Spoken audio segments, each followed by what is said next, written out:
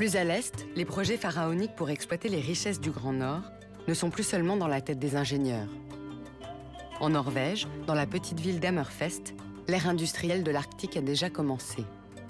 Baptisée Snøhvit, Blanche-Neige en norvégien, la première usine d'exploitation d'un gisement gazier en mer de Barents vient d'entrer en production.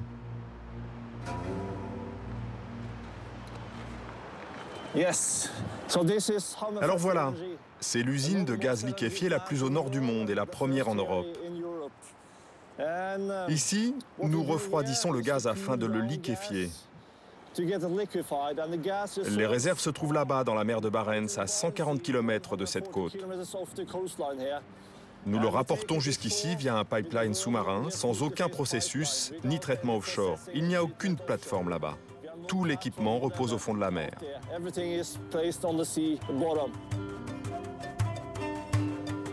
20 ans de recherche ont été nécessaires à l'opérateur Statoil Hydro pour venir à bout des secrets de l'exploitation du gaz sous de telles latitudes. Snøhvit représente l'un des plus lourds investissements industriels de la Norvège et une future tête de pont pour l'exploitation d'autres gisements. Pour les 9500 habitants d'Hammerfest, Blanche-Neige et sa belle usine sont un vrai conte de fées.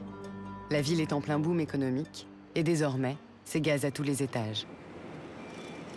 Tout le monde sourit, tout le monde repeint sa maison. Il y a, je ne sais pas, c'est une nouvelle ville. Depuis les débuts du projet Snøhvit en 2002, il y a tout un tas de nouvelles opportunités ici à Hammerfest et dans le nord de la Norvège. Alors oui, nous allons garder le sourire pour très longtemps.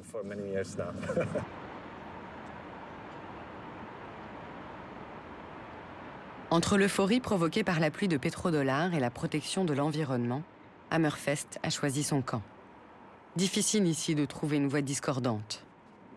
Malène, 18 ans, suppléante au conseil municipal, désespère devant cet enthousiasme béat. Il y a beaucoup de cendres qui tombent de la torche. On reçoit beaucoup de fumée. Les cendres pleuvent sur la ville. Les voitures blanches deviennent pratiquement noires. Pour tout le monde ici, Snøhvit est une très bonne chose, mais il faut penser global. Ça peut être très positif pour la ville aujourd'hui et pour les 25 ans à venir.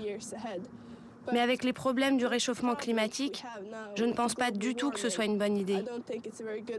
Nous devons penser au-delà de notre petite communauté.